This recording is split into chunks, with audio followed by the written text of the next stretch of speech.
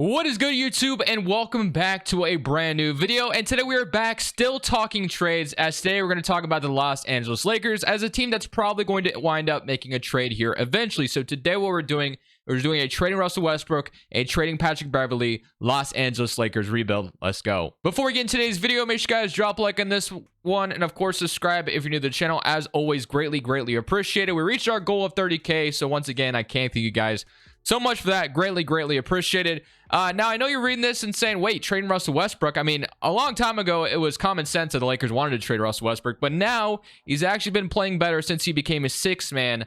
But today we're still going to trade him because I think that's a better title than trading Nunn and Beverley, because I want to talk about every single team as far as trade season is concerned. So I wanted to go ahead and do the Lakers here with Russ Westbrook. Although they may not trade him because he's been playing better as a sixth man, which I understand, that salary is still a lot that you could use in a trade. So this is the trade that I did. It's a little bit of a different one. It's not the go get Buddy Hield and Miles Turner thing that's always been talked about. I thought this was a decent idea for Russell Westbrook because making a Russell Westbrook trade happen through the trade finder was just not going to be possible. So here's the trade that I did that I think could make some sense for both sides. So here's the first trade that we got done. As you can tell, Justin Taylor was fired, whoever that is, and I'm the GM now, I guess. But Russell Westbrook, Juan Toscano, and one first-round pick over to the Wizards for Kuzma, Monte Morris, and Will Barton.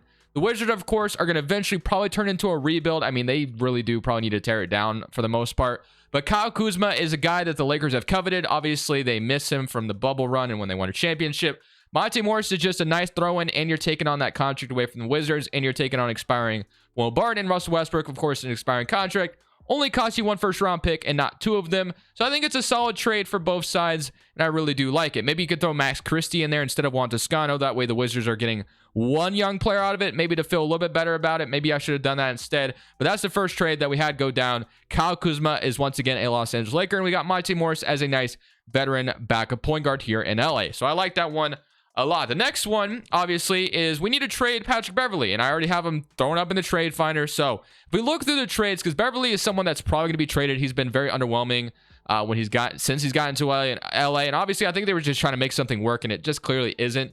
So instead, now you have Beverley as someone you could trade away for something along the lines of maybe another good shooter. KCP, we could reunite the Lakers again, but I don't see the Nuggets doing that for any reason. They like KCP. So a lot of these trades are interesting. Go get Danny Green, bring him back to the Lakers. But one I like a lot for the Lakers is maybe to go get like Malik Beasley on the Jazz. I don't know if you're able to trade Beverley right back to the Utah Jazz where he came from. But if you could, I do like the idea of Malik Beasley. Or another simple one that could make some sense is a guy like Joe Harris. Joe Harris is a guy that could come in immediately and just shoot and play off of LeBron easily. And I think that would be a really seamless fit. And then you have his expiring $18 million contract in the offseason to work with to make another trade. So I think that's what I want to do, where we're not really shipping out a first-round pick. So if I could find a way to get rid of Nunn and Beverley for Joe Harris and then whatever else they want to throw in here, I don't think they throw in Watanabe, but like a Markieff Morrison here instead. And they say no. But I mean, this is like literally just such a simple trade that is just like should go through eventually. The 2 seconds not going to get it done. All right, I mean, this trade is just like literally not that bad at all, so I don't know why this is like costing a ton, but I think Joe Harris could make a ton of sense as another trade. Maybe Kessler Edwards instead. Okay, boom, Kessler Edwards, whatever, I'll take him instead. So now you have kind of a new roster with Monte Morris and Joe Harris, who I think are guys who are going to be able to shoot, and Will Barton, not to mention as well. I think the role player just got a little bit better. I really like the idea of the Lakers maybe making a couple more trades. Monte Morris could play off of LeBron as well and handle the ball if you need him to. So I kind of like this one. So now you have Monte Morris, Austin Reeves, Lonnie Walker, who's been great in LA, LeBron James, AD, Kyle Kuzma, which actually I want to go ahead and actually let's do this. Let's move Lonnie Walker to the 2. Let's move LeBron James back to the 3. And then Kyle Kuzma will start the 4 for the Lakers, which I like a lot. So now, Monte Morris, Lonnie Walker, LeBron, Kuzma, and AD. That's a lot better of a starting 5 than what you had. The spacing is a little bit better as well with Kuzma jacking up a bunch of threes. It may not be the most efficient three-point shooter, but he can definitely shoot them. You are going to have to pay Kyle Kuzma a bag if you want to keep him around because he's looking for like $20 million, but I think he could be worth it. Austin Reeves, Thomas Bryant, Schroeder, and Joe Harris, and Will Barton off the bench, which I think is pretty solid. So you have your new rotation here for the Lakers. Lakers fans, let me know what you think. Would you do this or would you not? Let me know. I know some Lakers fans may still hate Westbrook and some might love him now with how he's been playing off the bench. But we're going to celebrate the rest of the season with this new reinvented rotation. Let's see how we do. You see this, man? This could be you right here. Today's video is brought to you by PrizePicks. PrizePicks is the best way to get more out of the game you're watching. You're picking overs or unders on your favorite players who you love watching each and every day. Let me show you how it works. PrizePicks is available on mobile or desktop, and you basically get to choose 2 to 5 players, and you choose over or under on their props that they give you. You pretty much have every sport you can imagine on here. But let's say I wanted to go ahead and put a bet on Mitchell and Joel Embiid. I want to go more and more on them. If I get it right, I 3 times my money. Let's say I want to go up to 5 players, which is the most you can go up to. You can go more or more on all of them, and that's going to 10 times your money. I started with $100, and so far I'm up to $500. I've been having a ton of fun over here on PrizePicks. If you want to go ahead and sign up, link is down in the description below. Use code Crushables. Their matching deposit, dollar for dollar, up to $100. If you deposit $100, you get $200 to work with. Thank you, PrizePicks, for sponsoring today's video. Back to the rebuild. So Giannis is going to go ahead and win MVP. Usually that's obviously like Luka Doncic. So it is nice that we have someone different there for once. Paulo wins Rookie of the Year. Jordan Poole is your 6th man for the Golden State Warriors. AD wins Defensive Player of the Year, which I think is definitely possible with the way he's been playing. He's been reinvented in playing this year. So I'm glad to see a healthy Anthony Davis. We've missed it very much. Şengün, Most Improved Player, and then Joe Mazzulla is your Coach of the Year. And here's your All-NBA first team. So LeBron James does make it. Would love to see AD here as well with the way he's been playing. But LeBron James being 38 years old, still an All-NBA first team member. No AD on All-NBA third team either, or All-NBA second team, but it does make All-NBA third team. You got Jason Tatum on All-NBA second team, which is, I think, robbery as well. But I don't know, man. I feel like Tatum is probably going to be an All-NBA first team. But it is 2K, so can't be too surprised with the results. But we are the 4 seed, so we went from 11 and 16 to finishing up as the 4 seed. So I feel like the simulation loved us a lot more once we made those 2 trades. You do get the Warriors in round 1, and obviously I think that's must-see TV. LeBron James versus Stephen Curry in round 1. We got it in a play-in tournament format. Obviously, we've seen it in the finals as well. But in round 1, the stakes, I mean, I was about to say the stakes couldn't be higher, but they literally played in the finals, so what am I talking about? But it's definitely still a win or go home. Stakes are high. So LeBron James, 25, AD with 26, 17 from Kyle Kuzma, 12 from Lonnie Walker, 9 from Schroeder, 8 from Bryant, 8 from Monte Morris, and then 7 from Austin Reeves, 6 from Will Barton, and then 6 from Troy Brown, and then 6 from Joe Harris. So not too bad. 4 from Wenyen Gabriel as well. I'm actually shrink this to a 9-man rotation on top of everything else, so that way we have our 8 best players playing. They do want to have Dennis Schroeder out there, which or 9 best players I say, but that's fine, I guess. So we'll go ahead and see how that goes for us. So we get the Warriors in round 1. Stephen Curry is going to be out for like a month, I think, which really sucks for the Warriors because they've been struggling right now anyway. They're like so abysmal on the road, it's not even funny. But somebody current round against the Warriors, and we are going to go to a game 6 potentially. Hopefully we can beat them in 6. They are going to win game 5. That's not good. Getting eliminated in round 1 is not really a good option here. So if we could definitely get it together here and win game 6, then win game 7, that's obviously going to be ideal. We want to win a championship, LeBron James. Our window of opportunity is very, very not open. It's not wide open. So we definitely have a little amount of time in this rebuild to make something happen with LeBron. And it's looking like we're getting eliminated in round 1. So 100 to 139, LeBron James and the Lakers get eliminated. Despite the additions we made at the deadline, it just was not good enough. So the Warriors beat us, and now we have to deal with being eliminated in the first round. You have the Celtics and the Grizzlies, and you're going to have the Celtics go on to win the championship over the Grizzlies in 5. But like I said, I had some plans. Want to make sure LeBron James doesn't retire on us, but I have some plans going forward on how we can surround this roster, still with more talent. Like Joe Harris's contract, I think, is going to be very valuable this offseason. So excited to have that contract with us. And then there's some other things we can do. We're not totally dead yet. We can make something happen. Just a matter of getting creative here. I didn't actually expect the Atlanta Hawks to accept this, but we have made a trade using Joe Harris's salary, and man, oh man, is John Collins' trade value just down in the dumps. We're giving them 3 second-round picks, Joe Harris, Max Christie, and a first-round pick in this draft in order to get John Collins from them. We had to get some type of talent. I think John Collins definitely does that for us. I tried for DeAndre Hunter first, which I figured DeAndre Hunter would be a little bit more gettable. But no, the Hawks obviously in a weird position right now. So it's not totally out of the realm of possibility they're looking to ship off John Collins. Now, getting him for that cheap might be a little wishful thinking. I don't know if you get him that cheap, but I will take it. I will not look back. So I'm happy to have John Collins on this Lakers roster. Very, very happy. And like I said, he hasn't been traded for a while. And the Atlanta Hawks walk away with a young player and a first-round pick for John Collins. And now it makes it interesting, obviously, with Kyle Kuzma. Like, our defense may not be that great with Kuzma and John Collins out there together, but AD kind of, man loading the back end. I think we'll make it work. So now we have that taken care of. Obviously, we are past the draft now with no other assets. So John Collins, Kuzma, we do get Kessler Edwards, and then Swider will accept. Damian Jones accepts his option. Qualifying offers Austin Reeves, somebody I do want back, and then Kyle Kuzma, I do want to bring him back, obviously. So I want to bring back Lonnie Walker as well. But it's not giving me the bird rights to Kyle Kuzma, which actually may be a issue. I would have loved. I feel like I should have his bird rights, shouldn't I? Should I not have his bird rights? Maybe I don't.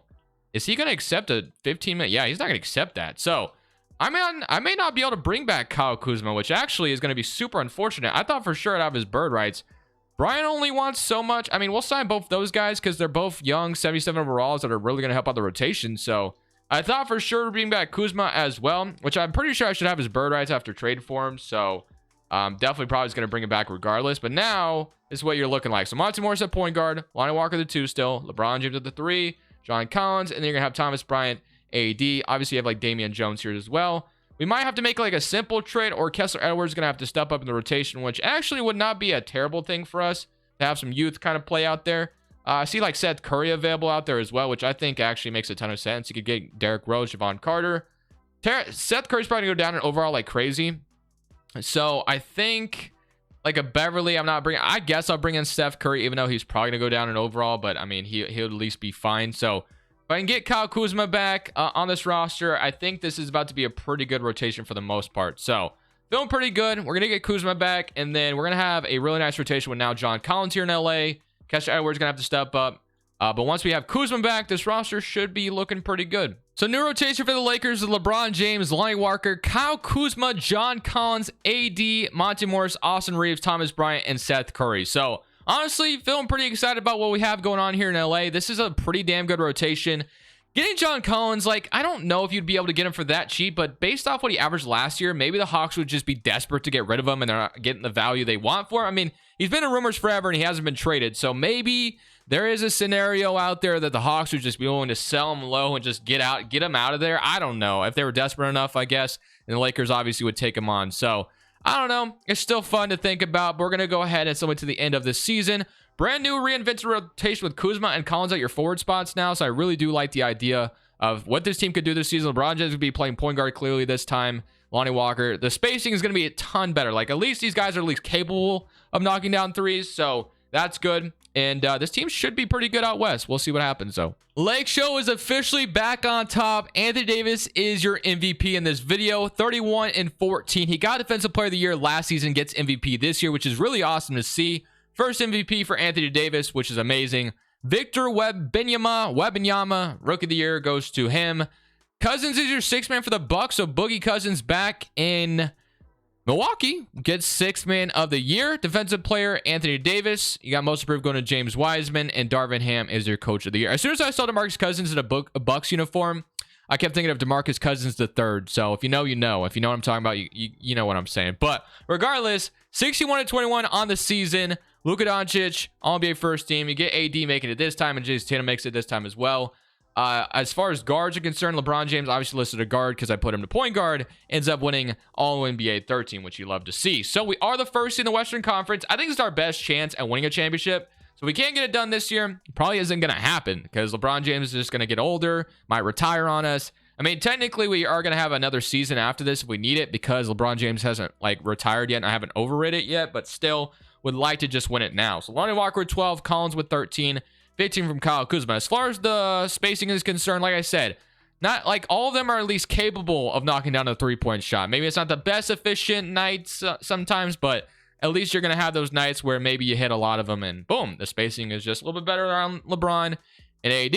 So now you get the first round, you get to play the Timberwolves who have Gobert and Cat. So definitely going to have our hands full as far as guarding Karl Towns. And Gobert, I mean, you could probably just mismatch him in a way, just attack him every time. I don't know. We'll figure it out. Let's see if we can beat the Timberwolves. Game 1, we're up on a 0, 103-94. AD 30-8, Lonnie Walker with 18. If we're going to get this kind of contribution, LeBron James didn't even have to do too much in this game. We still won by 9, which is nice, which is really a good sign. We're up to the 0. 105-66. Okay, then. All right. We beat them pretty badly. 25-19. LeBron James 28-6. They just didn't show up. They do win game 3, though. So after getting smoked 66-100 or whatever it was, they win game 3. They didn't win game 4, so they are back in it. We have to win game 5, and we do not. So this is not a good sign. Game 5 goes to Minnesota. I mean, we really can't afford to lose in round 1 here again, as losing to an 8th seed is just going to be absolutely demoralizing.